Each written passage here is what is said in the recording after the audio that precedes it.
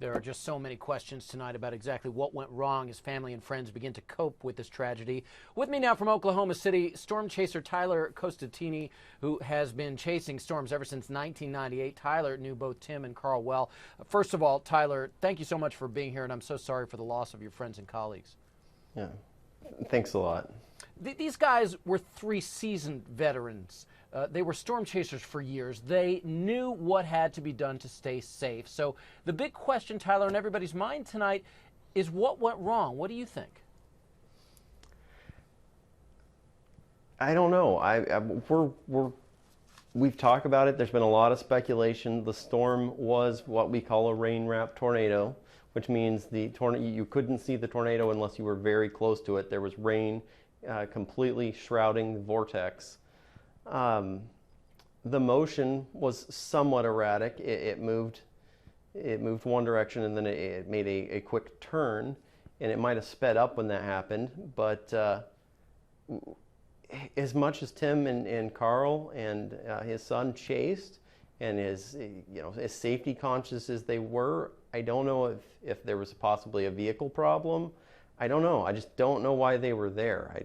I really don't have a good answer. And we do know safety was paramount for Tim. In fact, in his last tweet on Friday, he actually wrote, "Dangerous day in Oklahoma, stay weather savvy," which obviously was very important for him to pass along.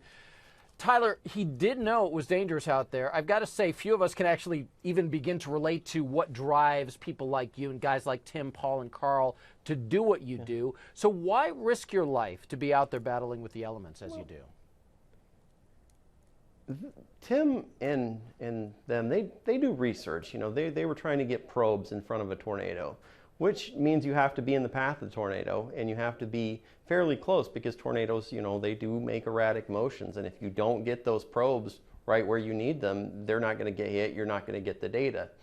For the rest of the storm chasers, probably the 95% of us, we're just out there to, get video and see Mother Nature at work. And it was really a different thing for Tyler. Let me bring in, for Tim rather, let me bring in David Powell. David is also a storm chaser, also a former colleague of Tim Samaras. David is joining me right now from Hopkinsville, Kentucky on the phone. David, while we're talking to you right now, we're looking at some really incredible video from some truly dangerous storms. And you have to wonder if there's any better way to cover them. But I'm guessing you do have to get right in the thick of it to get the information that you need, or you wouldn't be out there like that. Well, that's absolutely correct. Our whole goal is to try to get as much information as quickly as possible to the National Weather Service so they can issue those warnings out to the public. Hopefully the public will get enough advance notice they can take cover, take the proper actions they need to take when those tornadoes approach them. But as far as getting close, I agree that Tim was probably one of the best that there is anywhere in the field.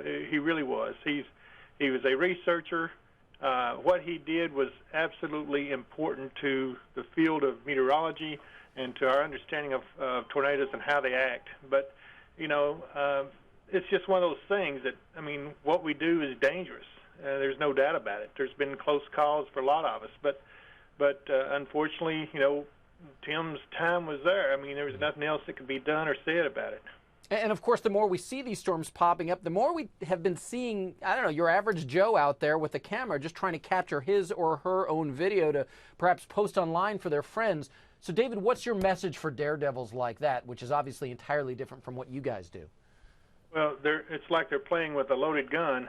It is absolutely extremely dangerous, and I personally have experienced that where we were on a storm, and I turned and looked back, and there's like 25 or 30 cars that were following us, thinking they were going to get a thrill out of it. And in fact, it posed a danger to us to be able to escape the path of the storm as we needed to. So they're taking their lives in their own hands when they do something like that. It's unless you've had the proper training, know what you're looking for. Yeah.